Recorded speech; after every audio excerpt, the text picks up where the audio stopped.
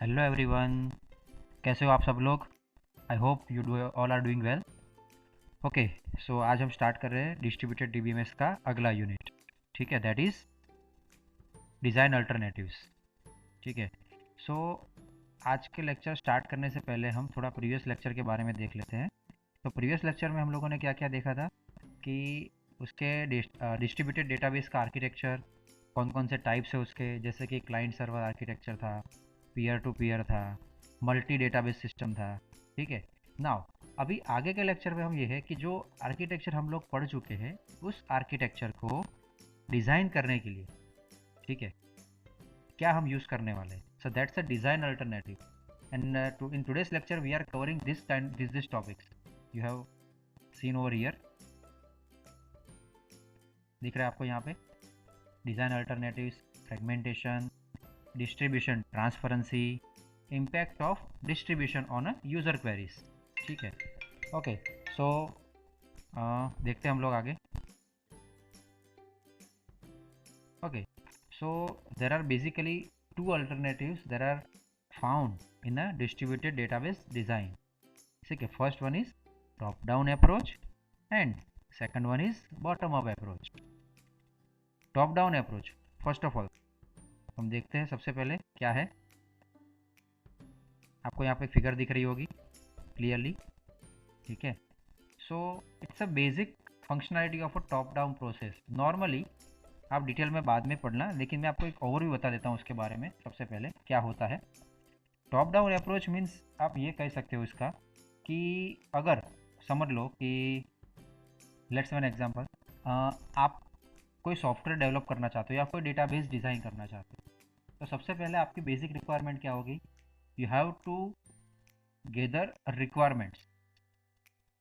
सबसे पहला कंसेप्ट क्या होगा, क्या करना पड़ेगा आपको, you have to gather the requirement, means आपको सारी रिक्वायरमेंट इकट्ठी करनी होगी एक साथ में। देन आप समझ लो कि कोई टूल बना रहे हो, कोई सॉफ्टवेयर बना रहे हो related to some specific logic, तो आप उसके अंदर क्या डालोगे कि जो उस लॉजिक के अकॉर्डिंग डेटा है वही डालोगे। So second step is what, requirement analysis. को क्या करना पड़ेगा, रिक्वायरमेंट का एनालिसिस करना पड़ेगा। Now third one is what, third one is आप जो भी डेटा को एनालिसिस करते हो उस सारे डेटा को क्या करना पड़ेगा, सिस्टम के रिक्वायरमेंट के हिसाब से इंसर्ट करना पड़ेगा। ठीक है, अभी आप सिस्टम में जब भी डेटाबेस मतलब जो भी आपकी रिक्वायरमेंट है आपने उसको यहाँ पे इंसर्ट किया, ठीक है, तो there are two different ways. First one, उसकी एक कंसेप्चुअल डिज़ाइन क्रिएट करो एंड उसकी एक व्यू डिज़ाइन क्रिएट करो। मीनिंग इज व्हाट, इफ़ अगर आपको कोई डेटाबेस प्रिपेयर करना है या आपको टूल प्रिपेयर करना है तो उसके पहले आपको उसका एक लॉजिकल स्ट्रक्चर क्रिएट करना पड़ेगा। ठीक है, that is the conceptual design. ठीक है, and what is the view design, view design means what, कि जो भी आप स्ट्रक्चर क्रिएट करते हो, ठीक है, जो भी स्ट्रक्चर आपने क्रिएट किया वो कैसा दिखेगा, दिखेगा in the sense of what, not in the physical view.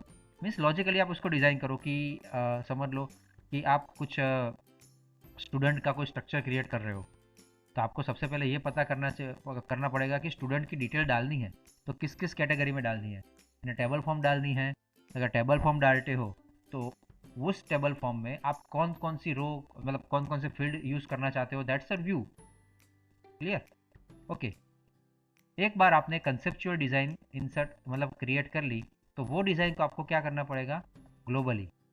हमने अब आगे के यूनिट में पढ़ा था कि ग्लोबल कंसेप्चुअल स्कीमा होनी चाहिए। ठीक है, बिकॉज जो भी आप स्कीमा डेवलप कर रहे हो ऐसा नहीं कि कोई एक ही सिस्टम पे चले। ठीक है, वो स्कीमा आप कौन से भी टूल में कोई भी सिस्टम में यूज़ कर सको, that's why this conceptual design must be a global.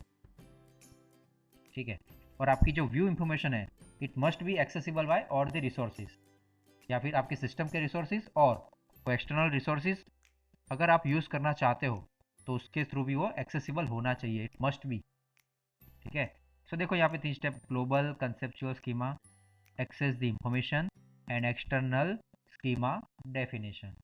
Clear about it, okay. Now the next step is what, distribution design. ये क्या है, तो आपको क्या करना है कि जो भी आपने 3 कंसेप्ट लिए हैं, global schema, access the information and external schema definition, इन तीनों को कंबाइन करके आपको एक ऐसी डिज़ाइन क्रिएट करनी है दैट इज़ डिस्ट्रीब्यूट, ठीक है, जो डिस्ट्रीब्यूट हो सके। तो ऐसी एक डिज़ाइन क्रिएट होगी यहाँ पे, that is distribution of design.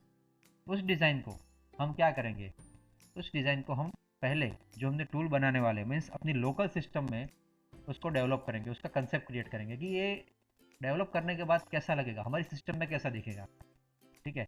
So that's we have to design local conceptual schema and then अगर आपको लगता है कि ये design after converting a global to a local conceptual schema, your design and your look is good, then you have to convert this design into the physical design and then physical schema and then overall modeling। आपको क्या करना है, फिर उसके बाद पूरे model को observer करना है, ऑब्जर्वेशन करना है कि कैसा दिख रहा है, and then the feedback line is going to be design. अगर आपको ये कर लगा सपोज, फिर आपने मार्केट में उसको लॉन्च किया, तो लॉन्च करने के बाद, ठीक है, दैट इज़ अ मॉनिटराइजेशन, आपको मॉनिटर करना है या फिर ऑब्जर्वेशन में डालना है उसको। तो ऑब्जर्वर करने के बाद आपको सामने रिव्यू मिलेंगे कि ये सिस्टम आपकी ठीक नहीं है, इसमें ये चेंजेस चाहिए, लाइक दैट, ठीक है। So that's a feedback term, आपको क्या करना पड़ेगा, उसको फीडबैक देना पड़ेगा। Clear? Okay, so clear the top down approach. Top down में क्या किया हमने, हमने बेसिक से स्टार्ट किया और हम जा रहे हैं एंड तक। समझ लो कि आपने शायद सॉफ्टवेयर इंजीनियरिंग पढ़ा होगा प्रीवियस सेम में, तो उसमें सब मॉडल आते थे आपको सॉफ्टवेयर डिज़ाइन करने के लिए। कोई 5 स्टेप था, रिक्वायरमेंट गैदरिंग था, रिक्वायरमेंट एनालिसिस था, लाइक दैट, ठीक है, डेप्लॉयमेंट था। तो ऐसा ही इस तरह से इसका भी डिज़ाइन होता है ना, ठीक है। It's a top down approach, means आपको स्टार्ट सबसे पहले रिक्वायरमेंट से करना है एंड ऑब्जर्वेशन पे ख़त्म करना है। सो आई थिंक आप लोगों को समझ में आ गया होगा, that is top down approach, the design alternative. Now what is the next, ये हम लोग पढ़ चुके आगे, ठीक है। देखो यहाँ पे स्टेप दिए the following steps to be considered. First of all जो मैंने बोला था कि design of global schema it must be requirement. Second one, design of fragmentation schema, means आपकी फ्रेगमेंट करना मीन्स क्या, जो हमने ग्लोबल स्कीमा थी उसको पार्ट में डिवाइड किया था, that's a fragmentation. Allocation means distribution का एक डिज़ाइन मॉडल क्रिएट किया था, दैट्स एलोकेशन। और एलोकेट कहाँ करना है उसको, that is a local schema. और लोकल स्कीमा को हम क्या करते थे, फिजिकल डेटाबेस में कन्वर्ट करते थे, that's a design alternatives of top down approach. Now the bottom up approach basically एक इमर्जिंग टेक्नोलॉजी है, ठीक है। जैसे क्या करते हैं कि जो हमने प्रीवियस पढ़ा टॉप डाउन अप्रोच था, उसको हम टोटली उल्टा कर देंगे। इसमें कैसा होता है कि आपने जैसे कि रिक्वायरमेंट गैदरिंग से स्टार्ट किया था, ठीक है, तो इसमें हमने क्या देखा था, रिक्वायरमेंट गैदरिंग से स्टार्ट किया था, फिर ग्लोबल कंसेप्चुअल स्कीमा डिज़ाइन की थी, ठीक है। बट इसके अंदर क्या करेंगे, हम इंडिविजुअल एलिमेंट लेंगे।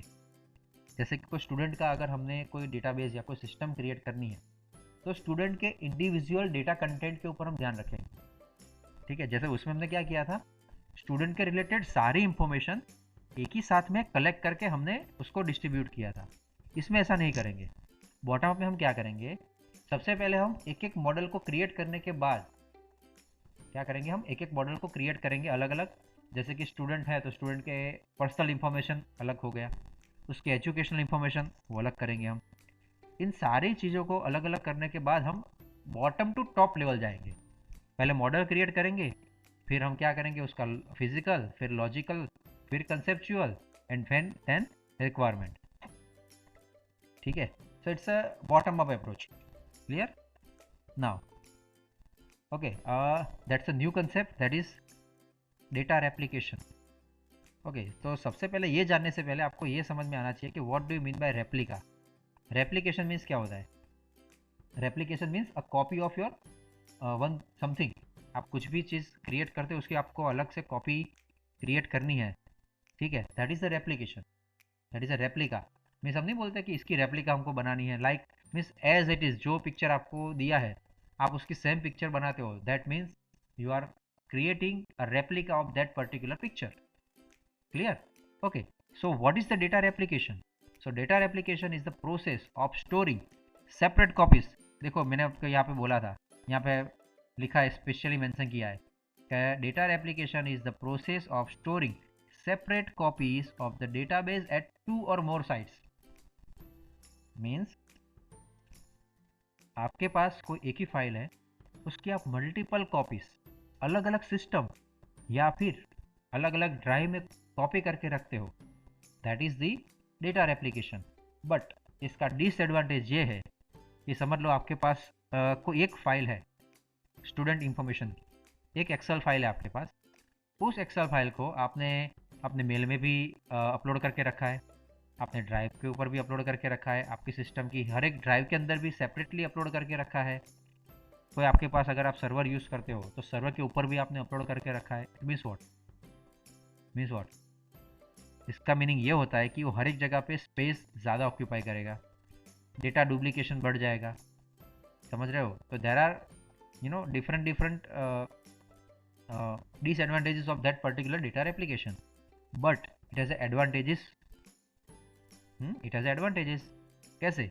कि समझ लो कि अगर आपकी कोई एक सिस्टम क्रैश हो गई या फेल हो गई, आपको वही डेटा किसी और तरह से मिल सकता है। सो मतलब हम कहते हैं कि कोई भी चीज़ परफेक्ट नहीं होती, तो इसमें भी ऐसा है कुछ। ठीक है, एक तरह से अच्छा भी है, एक तरह से उसके डिसएडवांटेज भी है। ठीक है, सो डेटा रेप्लिकेशन बेसिकली 4 लेवल के यहाँ पे स्कीमा में डिवाइड किए जाते हैं इस एप्लीकेशन को। ठीक है, हम लोग पूरा नहीं पढ़ेंगे आज के लेक्चर में because it's a long topic.